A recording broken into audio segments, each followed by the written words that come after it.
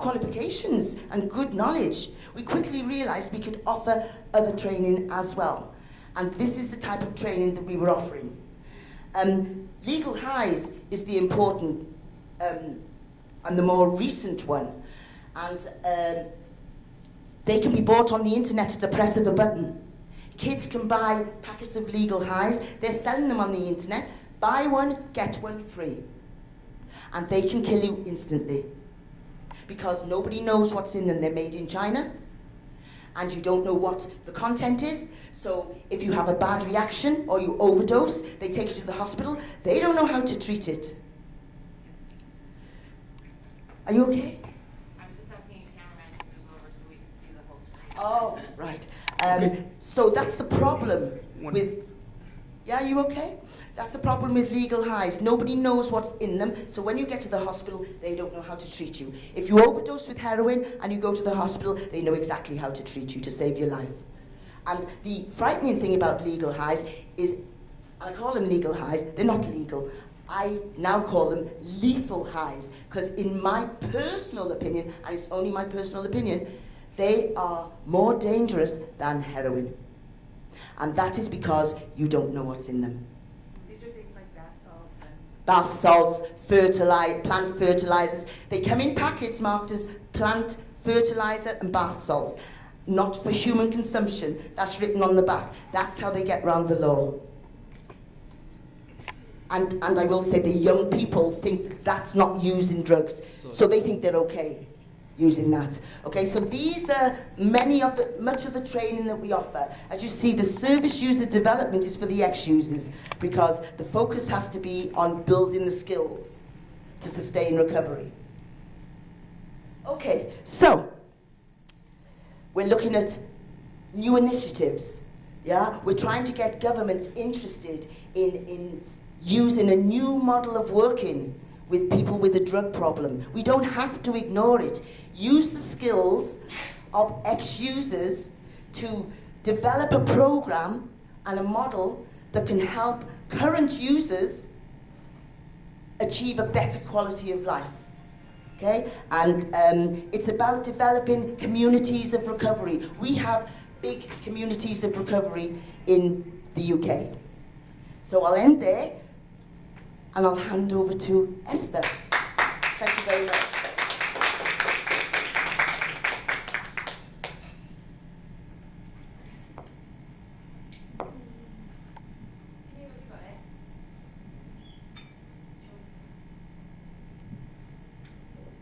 Okay, hi everyone, I'm Esther and I'm also from Wales. We've known each other for a few years now. I am... Okay. I am also in recovery. I used to be an alcoholic, but when I was drinking, you'd never got me to admit that in a million years. I had a breaking point a few years ago, and it led me to give up my full-time job and look for another way to earn money. And so I decided that, given my mental state at the time, that's something that possibly enabled me to look after my own mental state. My own mental health would be a little bit more helpful than looking for another office job.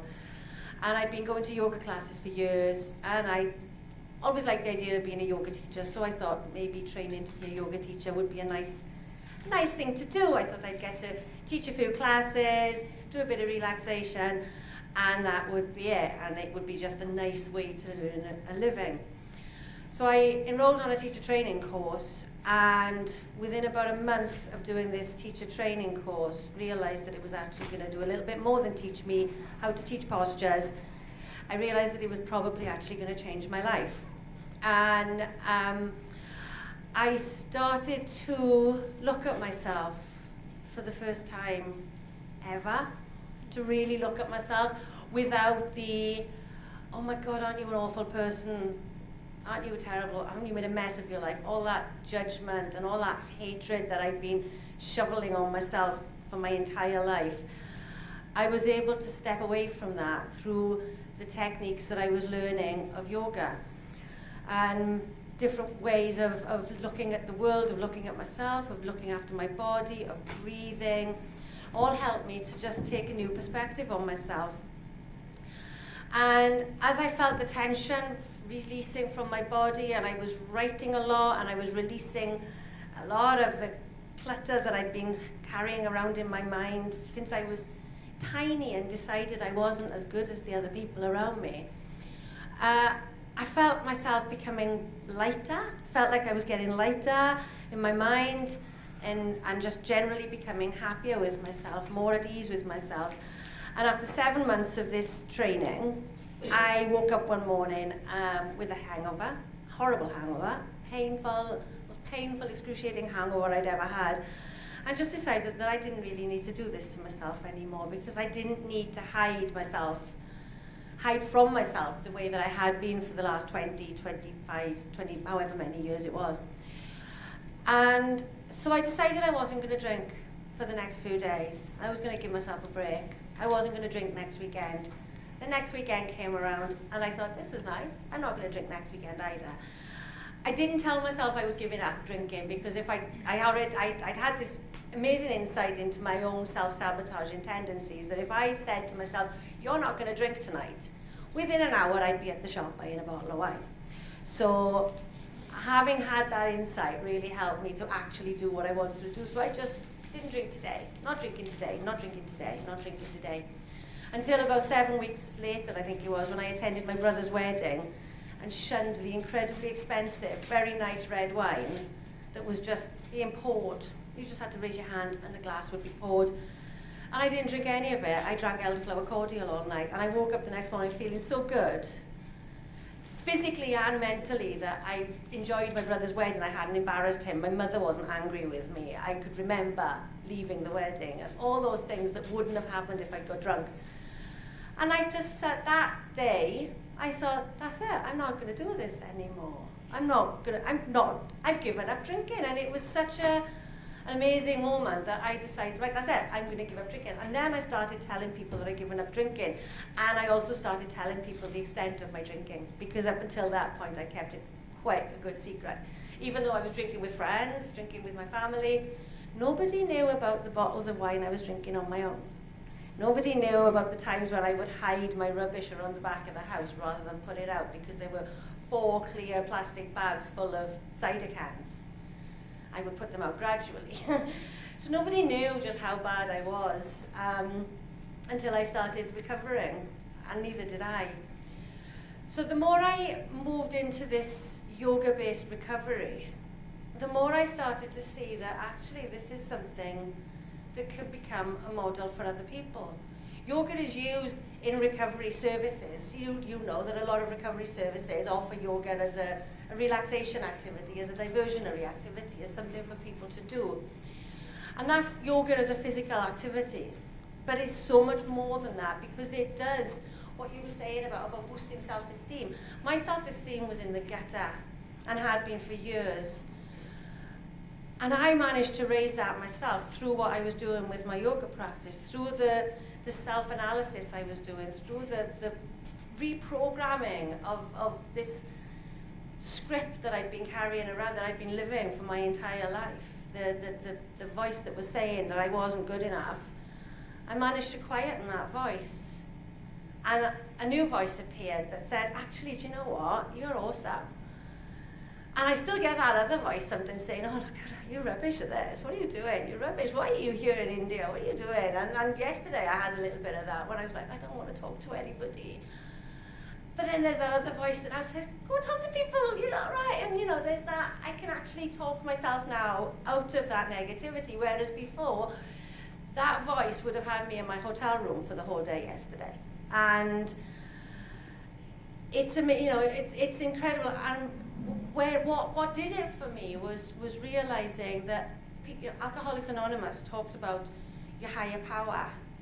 And what yoga did for me was help me to see that actually I can be my own higher power, that I can access that spirituality in me, that I was never comfortable about talking about anything spiritual before. God had let me down when I was a child, and let me down a few other times in my life, and I had no time for God. Spirituality I can deal with, and knowing that I can have this language of spirituality now thanks to yoga has helped me to, I can be my own higher power. I have the resources in me. And so what I do in my business now is I'm teaching people yoga to help them recover. And I'm not just teaching them a physical class. I've got a course that I'm taking out to service to service providers, to teach the concepts of yoga, to teach relaxation, to teach people how to access that inner strength in themselves. Because I think that it's a model that it won't work for everyone. I know that, you know, some people are going to think that I don't want to know that, that's nothing to do with me. It won't work for everybody, but it will work for some people. And it'll work for some people where other methods wouldn't work. Alcoholics Anonymous would never have worked for me. You'd never have got me into a meeting. No way. I would not have done that. Because I wasn't an alcoholic. Was I not? I like a drink, that's all. So I'm trying to sort of send out the message that this is not just a nice activity to do one afternoon a week. That it actually is a way of life. And that you can incorporate the concepts of yoga into your life to change how you live your life, to change how you view yourself, to change how you view your world, and to change how you view your place in the world. So once you change how you view your place in the world changes. And the world's view of you starts to change. Because once I stop thinking, I'm scum, I stop being scum. And people now don't see me like that. People see me differently. I know a couple of people this week have told me that they think I've got a really nice energy, and I just think, God, you should have met me a couple of years ago. You wouldn't have thought that, because I didn't. I gave off this angry, I hate everyone energy. And so I didn't plan to talk, so I could talk for hours, or I might stop now. I'll stop now. But I just wanted to say that yoga is an option for recovery, and if you're interested in learning more, I have got a book out which I can talk to you about, and if you'd like to talk, then I would love to talk more with you. Thank you. Thank you, Esther. Okay, so the whole focus of this session is looking at the different initiatives that can be used to help people recover. A social enterprise is the model that I'm promoting here, and using the skills of ex-users. We can't keep ignoring people with a drug problem. I feel that people with experience of addiction are part of the solution, not the problem. Can we have just a few questions from anybody now?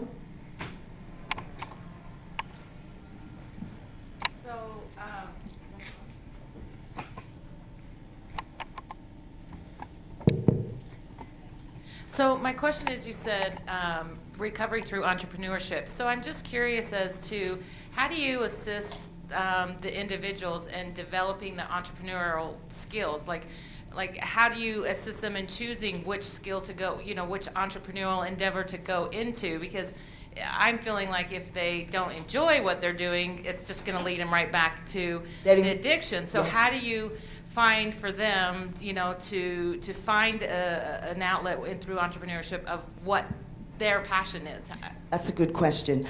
Many people come to me because they're interested in the work that I do at New High, and that is designing and delivering training. They're already in treatment in another agency, and then to take it a step further, they look around to see what they'd like to get involved in. So they come to me and ask, can they volunteer?